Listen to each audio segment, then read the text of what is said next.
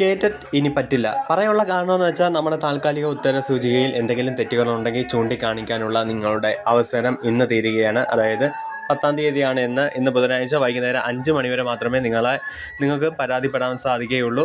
അതിനുശേഷം നൽകുന്ന പരാതികൾ, അതുപോലെ തന്നെ തപാൽ വഴി ലഭിക്കുന്ന പരാതികൾ ഒന്നും സ്വീകരിക്കുന്നതല്ല. ഇന്ന് 5 മണിവരെ മാത്രം നിങ്ങൾക്ക് നേരിട്ടോ അല്ലെങ്കിൽ തപാൽ മാർഗമോ ഈ ഒരു പരാതി അറിയിക്കാവുന്നതാണ്.